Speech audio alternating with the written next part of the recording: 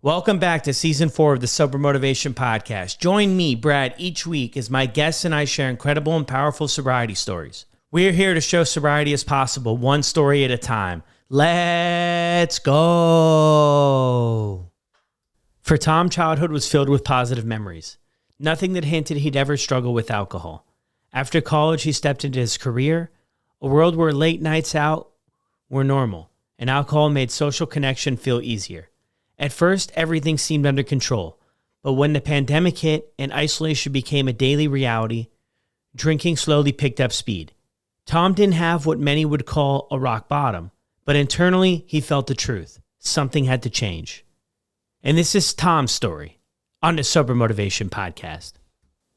Grateful to have you back for yet again another episode heading into the holidays. The U.S. Thanksgiving is coming up, and then after that, you guys all know what we have. It can be called the Bermuda Triangle of sobriety.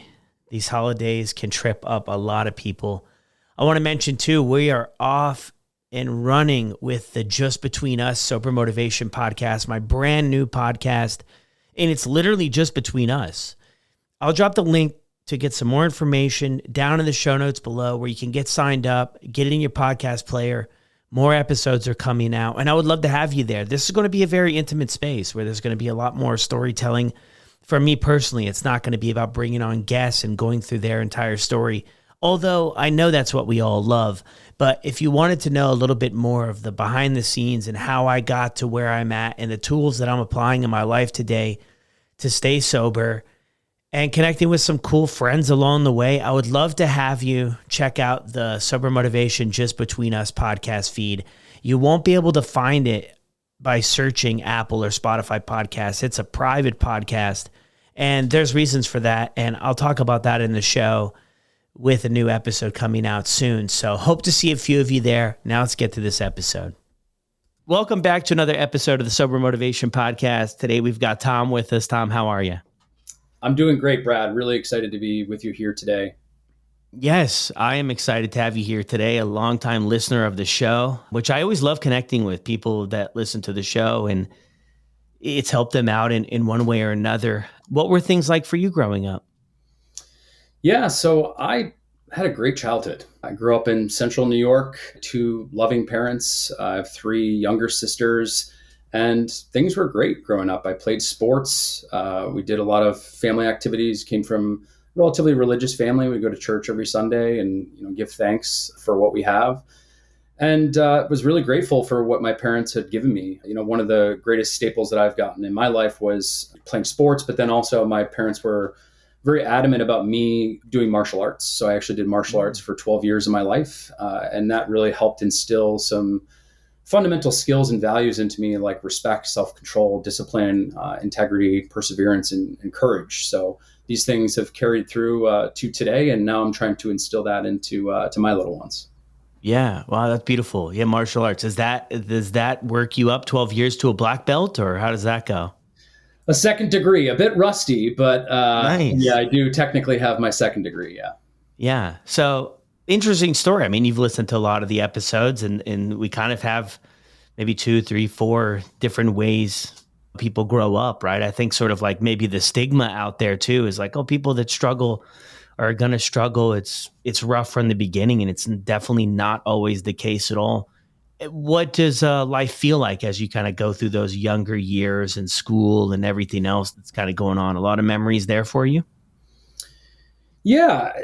Like I said, there was no, I guess you could say, cornerstone traumatic event that had pushed me in any particular direction, right? I was a very astute individual. I was always on the honors roll. I was in the top of my class, and I worked really diligently to be able to actually garner some college credits while I was in high school. So I went into college with 18 credits. I'm a big scientist myself. I studied biochemistry and finance, and I love the sciences. I still practice the sciences today.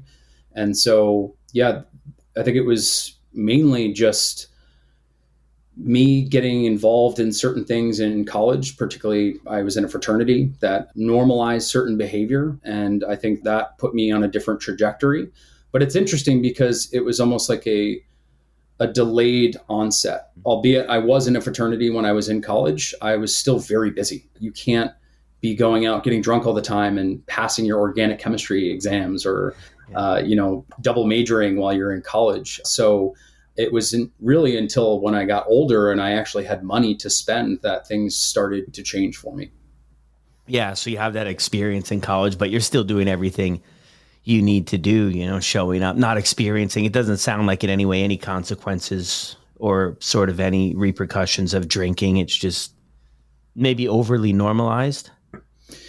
Yeah, I would say, I've done a lot of research on this topic since, I've made the profound change to become sober myself. And I think that one of the most frustrating things is that about 30 million Americans are living with alcohol use disorder, right? So that's 1 out of every 10 people is struggling with this disease, right? And it's not so much a problem of a few weak individuals. It's really just that culture normalizes the excess. Yeah. Yeah, it does. It definitely does for sure. How do things feel like for you after college? I mean, or is there anything else to kind of touch on for sort of your college experience there or? College was great. I really did enjoy myself, right? I was in a fraternity, had parties on the weekends, had a great time. And then I graduated and I worked at a pharmaceutical company as a research scientist.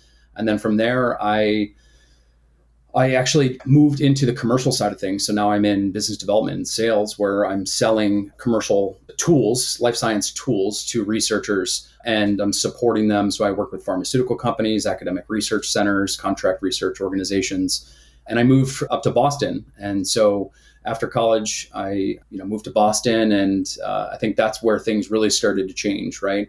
I myself am an all or nothing person, and that is just who I am, right? Yeah. And so when I'm interested in something, I dive right in, and that could be alcohol, that could be science, right? It could be sports, and I think that that's something that I've come to realize as I've taken a step back over the past 3 years to evaluate who am I, why am I doing the things that I am doing, and in moving to Boston.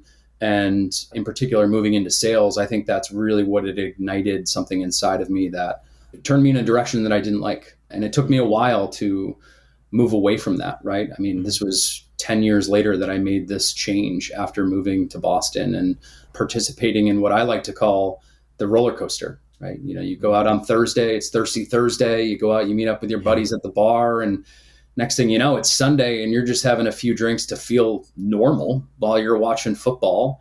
And you got the Sunday scaries setting in, and Monday comes around, you feel awful. You feel great by Thursday, but then that roller coaster is just going right back up again. Yeah. Yeah. And then we tell ourselves too, like we're going to take it easy or we're going to do things differently. And then we often find ourselves right back in the spot where we, maybe made that commitment with ourselves or had that conversation or however it goes that we don't want to do it again. Interesting you bring that up too, all or nothing. And I would love if you have any more insight on that for yourself. I hear that a lot from people that struggle with this, right? It's either, even when people get sober, right? It might be like all in on the gym now or all in on the career now or all in here or there.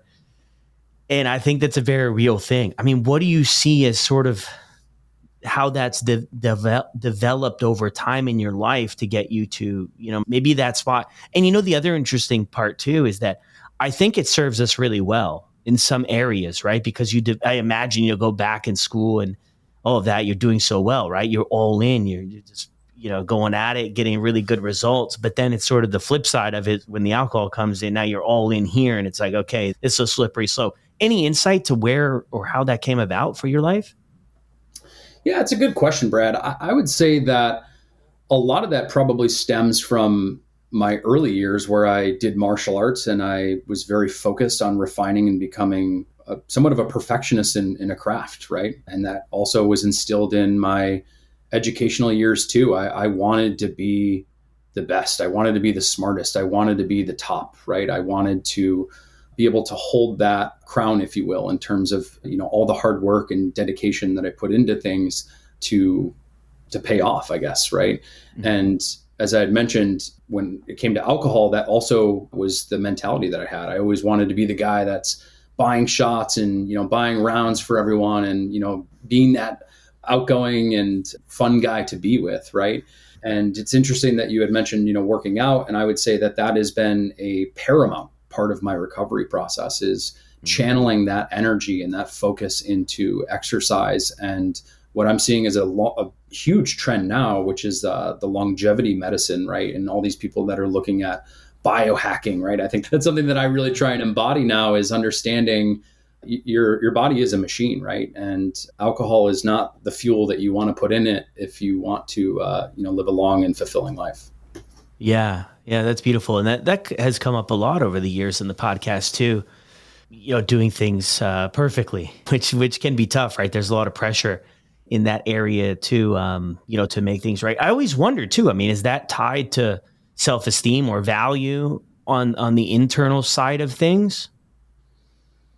I would say, yeah. Yeah. Yeah.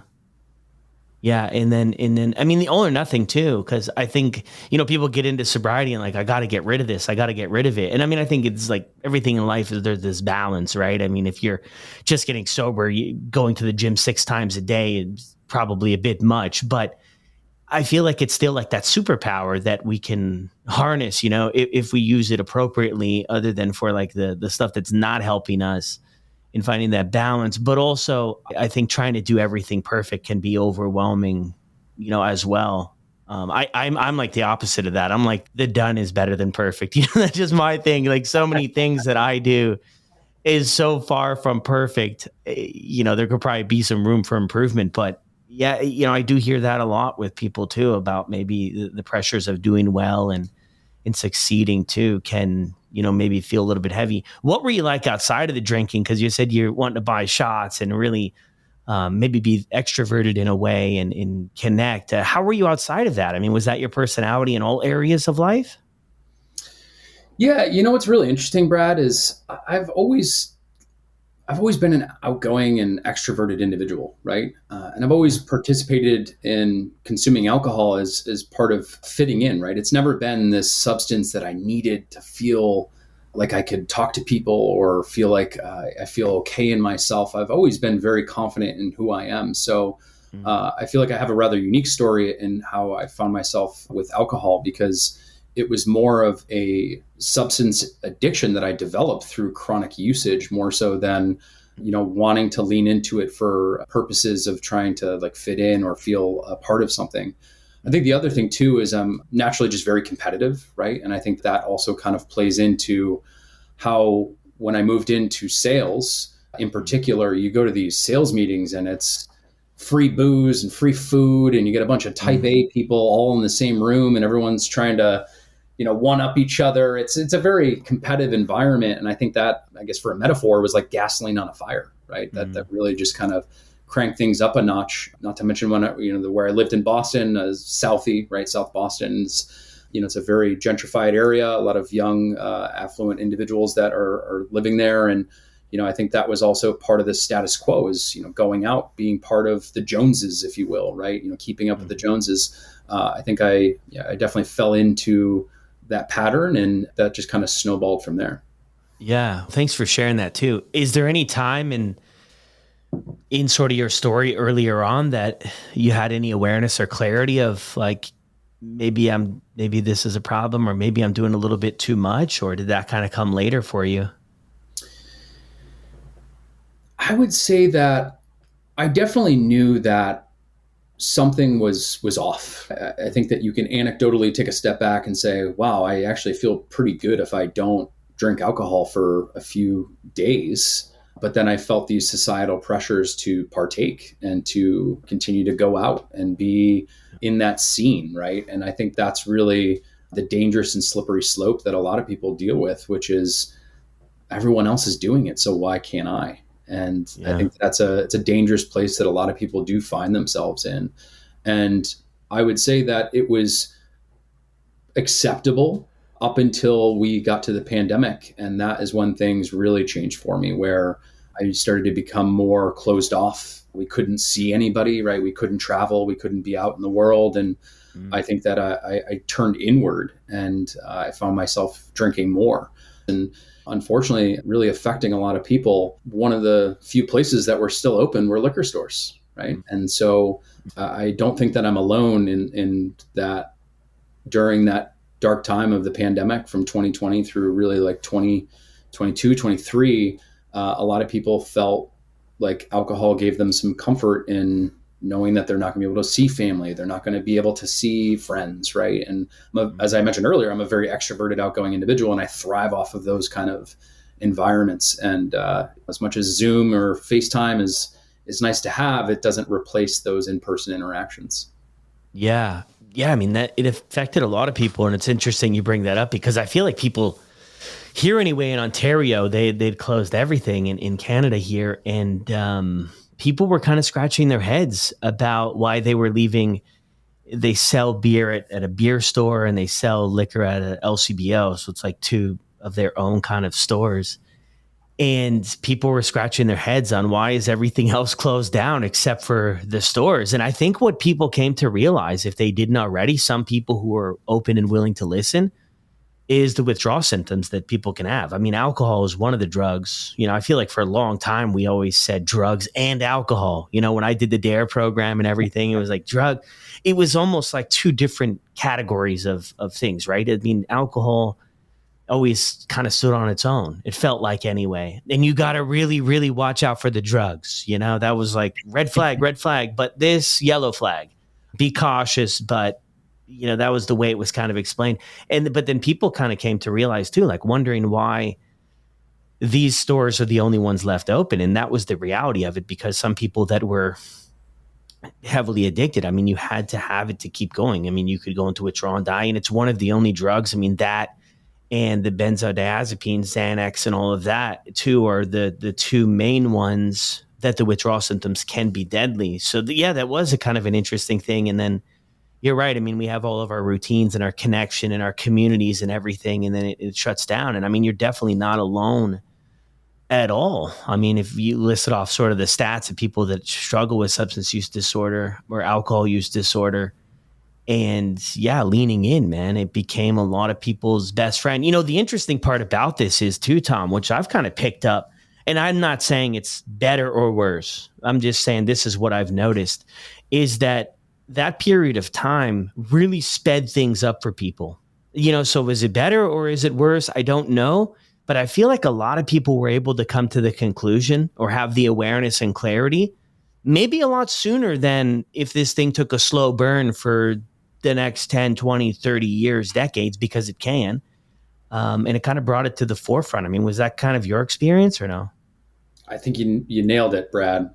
I knew that what I was participating in was unsustainable, right? Mm-hmm. So I was in my later 20s and just about to turn 30 as 2020 approached, right? And I found the hangovers to get worse and worse. And, you know, you start to find these patterns that you get into where, once again, it's completely normalized. Like, hey, we went out, feel like garbage. Last night was a movie, right? You know, all these like discussions that people like to have. Yeah. But then it's like, oh, let's go to brunch. Let's get mimosas. Let's get bloodies. You know, we'll just kind of ease back into reality. And that's very common, right? I mean, it's actually idolized in Hollywood and the movies and these shows, right? And it's so from like a societal level, it's very much acceptable, or you know, on surface level, it seems acceptable. But then as the pandemic ensued, I found myself, it's completely fine to have a bottle of wine on a Tuesday night, right? It's not like somebody's going to smell my breath over Zoom the next day, right? And I think that a lot of individuals that I've listened to on your podcast too are in this category of functioning alcoholic, right? Where everything is fine in terms of like a mental capacity. They're able to produce, they're able to interact. Obviously, that can fall off the rails if you go a bit too far with it. But overall, you know, I found myself in that position of, yeah, I'm going to have a bottle of wine tonight, and yeah, I'll feel like garbage tomorrow, but I'll make it to like 4 or 5 p.m. and I'll have a few drinks and we'll be fine, right? And that's a miserable life, right? It's just, I found myself doing that, and well, in the moment, and I like to look at it being akin to a Band-Aid, right? That you put water on, like it's sure it helps cover the wound for the moment and you feel okay, but eventually it's going to get soggy, it's going to fall off, and it's just going to be, the wound's still there, right? And so you can't pretend like it's gone. Yeah. And that's a good way. Good way to put it there too. It's like a a Band-Aid. That's kind of like the question that I might pitch to people sometimes, if not now, when? Yeah. Because sometimes I think that we want to believe that things are going to get back to maybe how they once were, or we're going to be able to figure this out, or we're not going to have the consequences of maybe the emotional pain or the hangovers or everything like that. But I think the reality is, for most people, I can't speak for everybody, obviously, but I think for most people, like, it's just progressive. And the longer you keep it around, the more you open yourselves up. I mean, I hear so many stories of people, they're kind of cruising along. Like, it sounds a lot like you were. There's no, life is not falling apart, but the longer we stick around, I feel like there's just so much unpredictability. When I go to events and stuff, concerts and everything, I feel like I'm always on the lookout for the unpredictability of people drinking, right? And in how they change. And if I was no different. It was the same for me. It was unpredictable. I didn't know when I would take it too far, when things would, go sideways. Most of the time they were okay. I didn't feel good in the morning, and I wasn't really happy with how I was showing up. What about on the inside? Because I think that that's where a lot of people who kind of quote unquote are functioning and things are going well, which can be a very confusing place to be, right? Because we see the movies and we see the stories on intervention and we see all of this, and it's like, oh man, I'm so far from there. Like, I'm good to go. What about on the inside? How were you feeling about how things were going for you? Yeah, I had tremendous guilt. Like, I knew in the back of my mind that what I was doing was destructive, right? I studied biochemistry. Like, I understand the whole process of ethanol to acetaldehyde to acetate, right? It's this, yeah. And it's worth noting too, now I work in the field of oncology and genetics. And so I think it's somewhat fascinating and somewhat astonishing that in the world that we live in today, that this class 1 carcinogen is still promoted the way it is, right? Mm. It's well understood, it's well documented that this substance is really harmful, especially when consumed in excess. And I think that there are some societal and economic underpinnings that keep it where it is, right?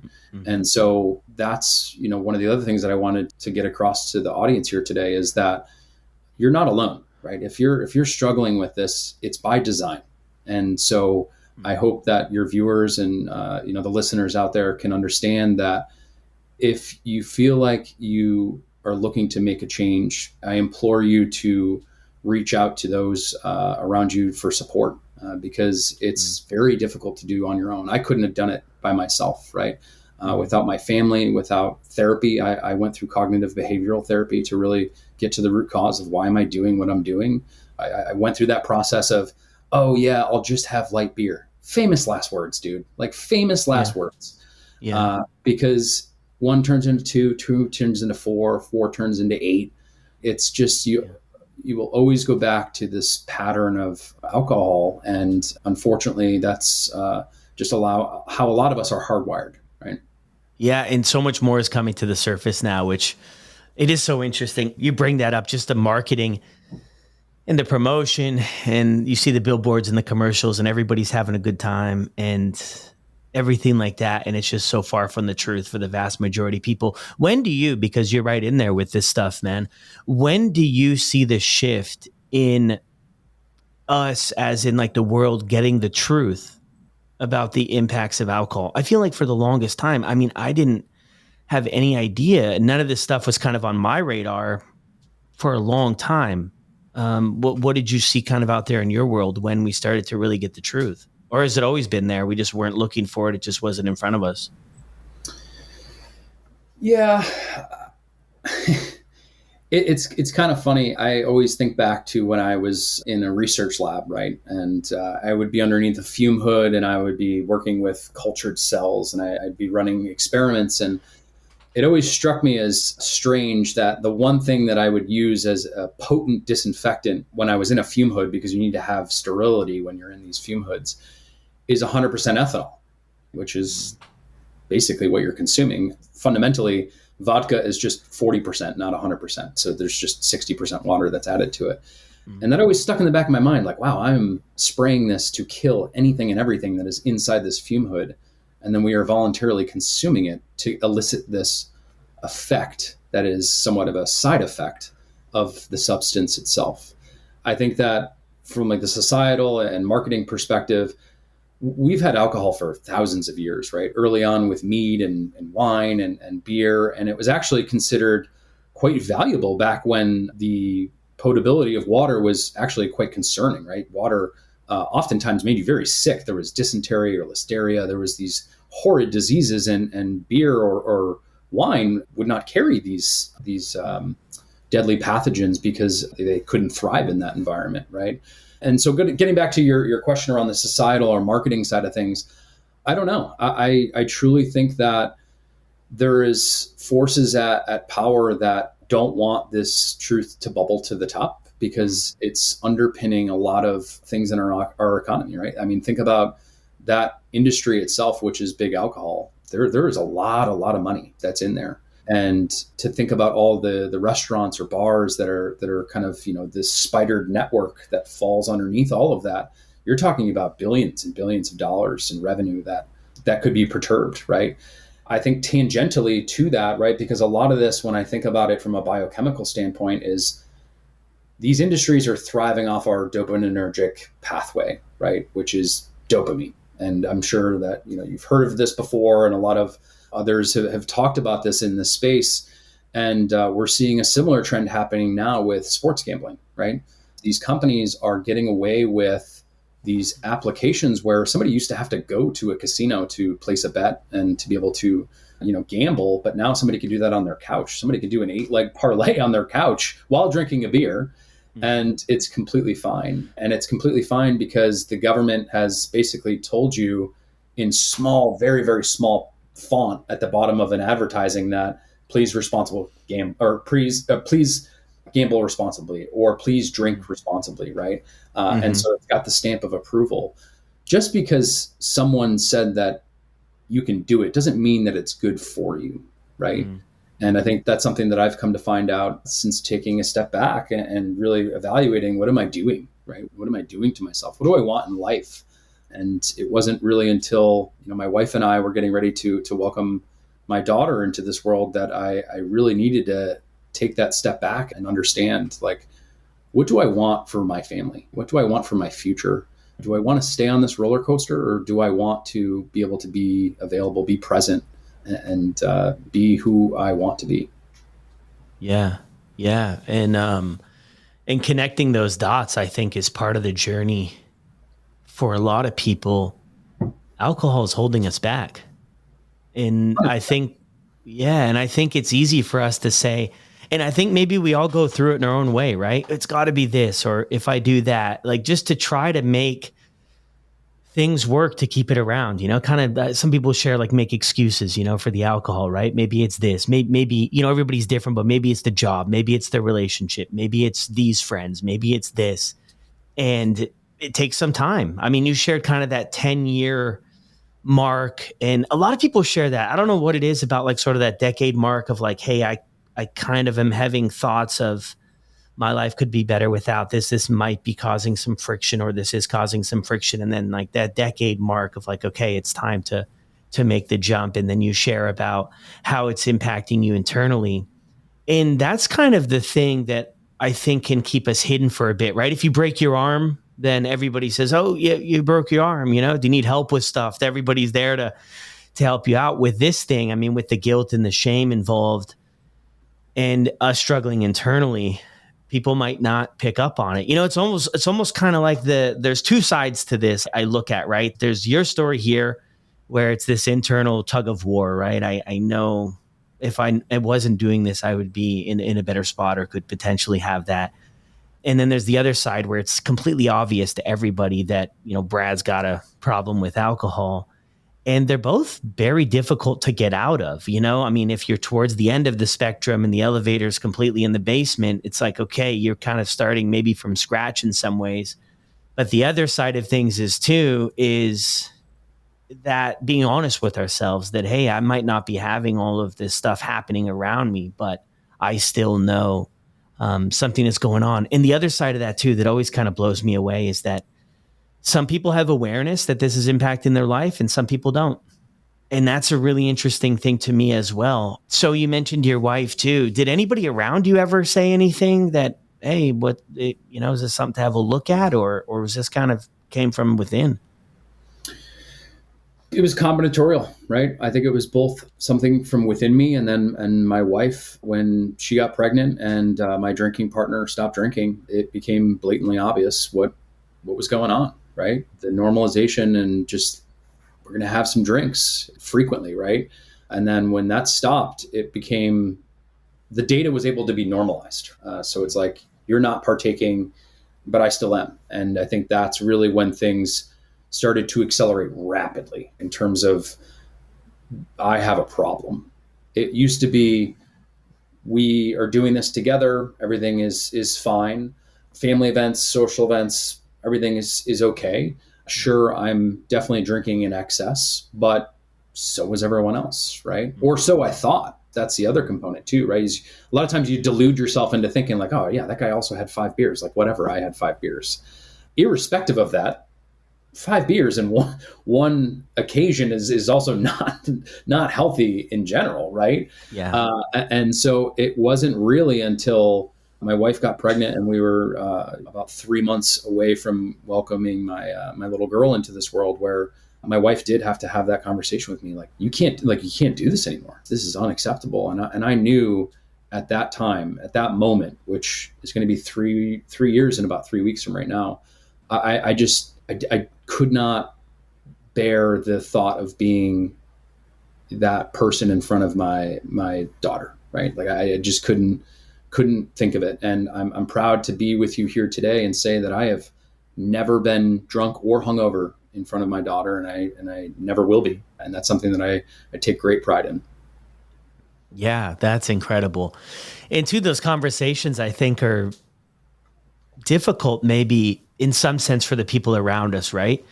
But what I've constantly heard too, if anybody out there is listening is kind of in that spot, how do you approach somebody who you see as struggling that you want to try to support them? But I find a lot of people feel some relief in that. It's kind of like an off ramp. It's like, okay, you know what? Like this is maybe my opportunity to not only gather support, but to bring it to the light, not sort of the dishonesty or kind of the delusion of it's just like everybody else. And I think we naturally, it's kind of like the red car effect, right? Like if you buy a new red Honda Civic, well, guess what? Like everybody owns a red Honda Civic, but before you bought the red Honda Civic, you never noticed one of them. Yeah. And I feel like that can be when we're drinking, we just seem to notice everybody else who's drinking a little bit too much we don't know the rest of their life and the rest of their story, but it's like, okay, you know what? See, it's not that bad, but we don't necessarily pay attention to the people who don't drink or the people who only have half a drink. That stuff doesn't make all that sense to us, but it's like we kind of focus on maybe what's going to reinforce where we're at, in sort of this subconscious, strange kind of thing. And so your wife comes to you and mentions, and you've got like this, this life-changing event too, your daughter being born. I mean, how do you go from there? Is it then like, does she come to you and mention, hey, you got to make these changes and I'm here to help you? Is it the next day that you get started on things? It is. Yeah. Everyone has their own rock bottom, I guess you could say, right? And it's all about perspective too, right? Somebody's rock bottom might be a simple conversation. Somebody else's rock bottom might be going and dealing with law enforcement and having to, deal with that, right? So and that's why it's important to note too, I don't like using the term alcoholism because there's a lot of stigma that's associated with that. I think referring to it as alcohol use disorder is really helpful because even somebody that might have just a few drinks a week, you don't know what they're dealing with. They might be dealing with some demons inside their own head. Everyone's biochemistry is different, right? And so that's the way I typically view it. But for me, it was really a conversation and having that discussion with my wife and basically realizing that my normal drinking behaviors are just unsustainable and I cannot keep doing this, right? And I'll be completely frank and honest. If there are people out there that are struggling with this and think that I just stopped and I've just been this, perfect individual since I've stopped, I'd be lying, right? There are, I think, 6 occasions that I have slipped up, right? And slip, I like to use it as an acronym, which is sobriety lost its priority, right? But each time that I have slipped, I did not take this mindset of the shot clock starts over, right? Like, I think that that's a very dangerous way to go about it. And I think that's how a lot of people start to spiral, because if you look at it as like, well, back to day zero, right? This is that can be very mentally defeating, right? If that was the case, I wouldn't be able to say that I'm going to be 3 years, but when you look at it and it's really just 6 times over a period of over 1,000 days, that's nothing, right? That's like a percentage of a fraction. And so that's the way I like to view things, because likely you will slip up, right? I think that most people, it's part of that recovery process. I don't know many people that haven't slipped up in the process. You are swimming against the current, right? As we had talked about these societal norms that we're up against. Another big thing that I come to find out is, believe it or not, like, some of your friend group is going to change, right? Some of the people that you thought were friends turn into, oh, well, that was really just a drinking acquaintance, right? And you kind of go through this transformation of, who are my true friends, right? And I know who my true friends are because they've stuck with me, because alcohol was just a thing that was there. It wasn't the core competency of our relationship. Yeah. Yeah. And I think such a beautiful way to look at it too, because you're right. We can get stuck. And I mean, I think those of us that struggle with this kind of tend to have maybe that internal, I call it like roughing ourselves up, right? That negative self-talk of like, here we are again, you failed again. But if you look at it sort of from a different perspective, the only person who can have a slip or have a lapse or have a relapse is somebody who's actively trying to get sober.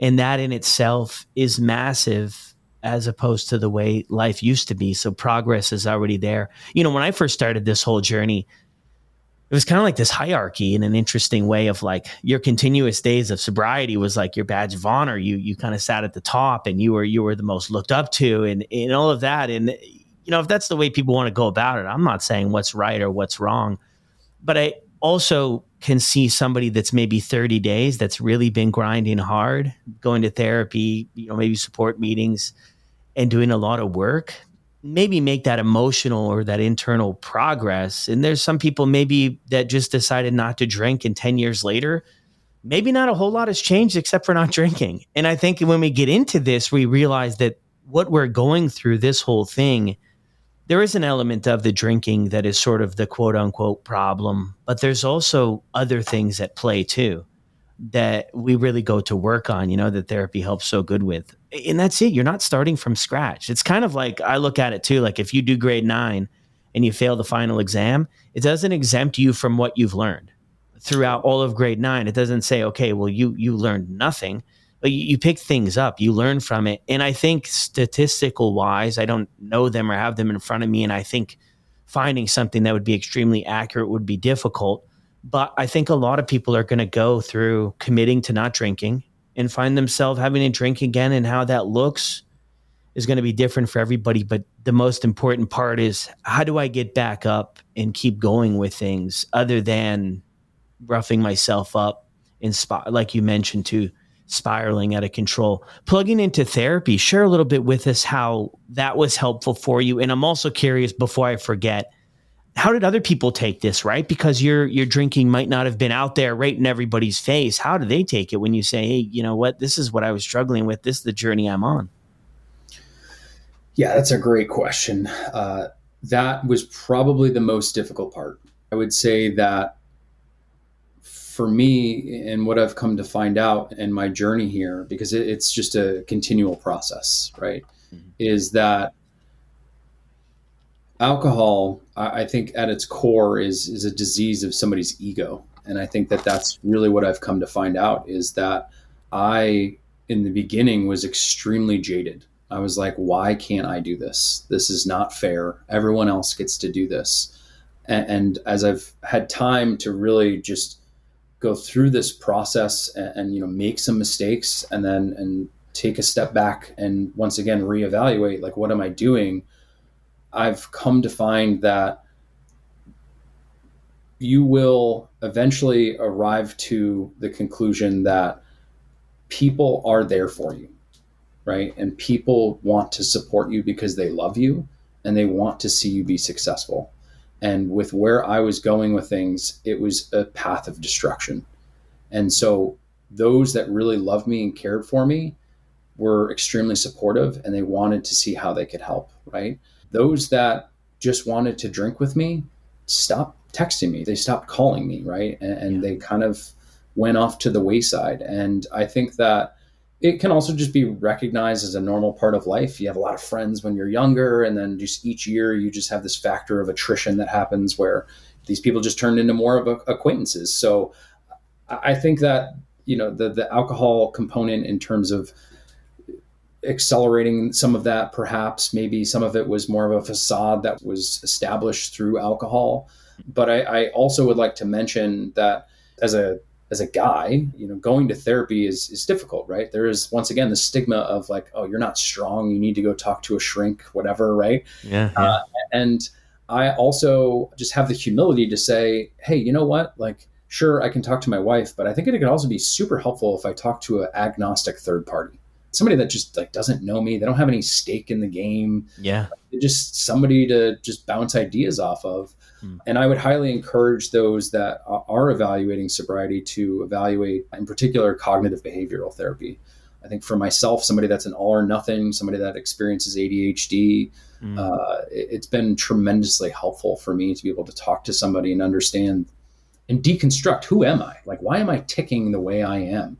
There is a lot to be said about that. And then to just also get things off your chest. I think a lot of people drink because they have just so much going on. Brad, the world we live in is insane, man. Yeah, You have all these apps on your phone and notifications, and we live in this capitalistic environment where everyone's trying to upsell you to the next thing. And I think that can push people in certain directions. And, alcohol is definitely one of those directions. And I think the ability to just have that release valve, similar to working out, right? Like, this is another release valve for me, is to be able to talk to somebody and understand, like I had mentioned, why am I ticking the way I'm ticking? How can I better understand how I am constructed so that I can better get in front of things when I see certain patterns come up and make better choices than the deleterious ones that I was making prior? Yeah. So plugging into, I mean, there is that underlying sort of stigma of plugging in and getting help. I had one guy explain it to me so good about therapy too, because I think it's often thought about, you wait until everything hits the fan and then you plug into therapy. But he had mentioned he does therapy as more of a preventative thing. Of he stays plugged in so that things don't spiral and he can get that support. And I love how you put it there too. Somebody without that emotional investment in the relationship that can have that different viewpoint, obviously drawing on experience and education and everything else too, to help us, develop new tools on how we're going to go about this too. You mentioned there too, like the ADHD part. Do you ever have any discussion or feel like that played into how things went, or is that kind of on its own? I definitely think it plays into it, right? Yeah. And I would say that it's part of how it plays into me being all or nothing, right? I think that hyperactivity and just extreme focus, it can be harnessed for good or it could be harnessed for bad. Yeah. And I've seen both sides of the coin. And so, I would definitely say that for those that do have ADHD, which is there's a lot of people that do, I think that a lot of people tend to lean into alcohol because there's just so much noise, there's so much chatter going on in your brain. And a lot of times alcohol can just dull that, right? And it can just kind of bring you down to just not have to listen to all of these various components of the day-to-day and the stress, right? It helps you just kind of relax a bit. But as I mentioned earlier, it's purely temporary, right? And oftentimes what I found myself is I thought I had severe anxiety and all of these, mental conditions. And then after I stopped drinking, within a few months, I was like, wow, this is pretty great. Like, sure, I don't exhibit these insane highs and getting this dopamine rush from drinking, right? And that's really what it is. But I think John Mayer actually has a famous quote in terms of his decision to stop drinking, in terms of, you may not exhibit the high highs anymore, but eventually the floor raises and you start to feel normal. And so you're just kind of even, and you're not feeling those low lows, because that's really the difficult part, right? Is what goes up must come back down. And that's where a lot of us find ourselves. Is, sure, you can have a great time on that night out, but then the next morning you're looking at your phone and you're like, what did I do? This is awful. And you're super jittery, which is a biochemical component of having a depressant and then rebounding hard off of that, right? Yeah.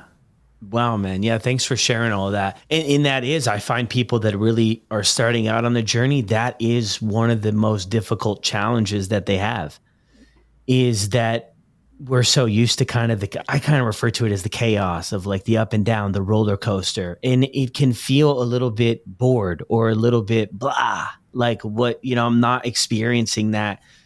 And then it's finding other things that we're going to do. It's finding other things that we're going to do in the evenings, or when we're just kind of used to plugging into that routine. What else are we going to do? And a lot of people, when they kind of get to the spot, I think, of quitting, it's like, who am I now? What do I like to do? What are my hobbies? What are my interests? And there might not be much going on there. We might have kind of disconnected from what we used to enjoy. So it's kind of re-exploring that, and who am I without this, and who am I without drinking and going out, and maybe, like you mentioned there too, changing up friends, and how that stuff shifts. It's such an interesting thing how that starts to shift, right? I look back and I'm like, man, me and some of my buddies, we were great of pals, but we had nothing in common other than drinking. But we did that really well, but there just really wasn't much more to it. And even as I tried, because it's kind of like that lonely chapter, even though I tried to keep those things alive, it just never would. And then you enter that kind of lonely chapter where you're not really who you are yet. Like the new build is not there. You don't connect with the old friends. You haven't found your new ones. And it's like, okay, here I am in the middle, but that's all part of the process. Thank you so much, Tom. Great work with everything. Really appreciate you reaching out and sharing your story with all of us here on the show. Any thoughts for closing for anybody out there who might still be wrestling with this? Yeah, I just want to thank you, Brad. As I mentioned, longtime listener. I think that your podcast has truly helped me, and at a minimum, I hope that my story here can help some of those that are struggling. Right? Don't give up. It's an enduring process, and we're all struggling. Right? Being a human is not easy. And, there are a lot of forces that are at play to make you act in a certain way. At your core, you know who you are, right? And what you should do, what's going to be best for you. And if you need help, I encourage you to reach out for help. There are people that are out there that are willing to help. And so, yeah, I encourage anybody that's looking for help to reach out for help. Yeah. And that's so true. There's so many people that are willing to help. I think it's that hurdle of, let's just let them know where we're at with things. We keep it so guarded and so secretive when we don't share. And it's really hard to get the help and support that we need with all of the secrets that we keep. So it's kind of like opening that door slowly. It doesn't have to be kicking it off the hinges the first go at it, but just letting people in a little bit to what's going on. And I think that over time we'll realize that, hey, we're not alone. And everybody, like you said, they're struggling with something. And even on the journey, even in not drinking life, like there's still a lot of struggles. Family and career and relationships and all that stuff is continuously, we have to work through everything. With the holidays coming up too, it can be really difficult. So stay plugged in and reach out for help. Well, thanks again, Tom. Yeah, thank you, Brett. Well, there it is, another incredible episode here on the podcast. Huge shout out to Tom. Thank you so much. As you guys know by now, I love having people on the podcast that are listeners of the podcast that have gotten something out of it. It's so cool. Full circle moments for sure. Tom wants to stay anonymous in this whole thing, so I will not be dropping his Instagram channel below. If you have anything you want to share with Tom, send it to me. I could definitely get it over to him via email. But hopefully there's a few things in there you guys could connect with. I think it's a very relatable story. It's interesting in the pandemic there. A lot of people on the show anyway, things really sped up for them there. And even though it was difficult, I think a lot of them look back and are maybe grateful, in one sense or another, other than maybe it carrying on for a lot longer and kind of being a problem instead of being right there in front of your face. So interesting experience. Thank you as always for listening. Don't forget to drop a review on Apple or Spotify, and I'll see you on the next one.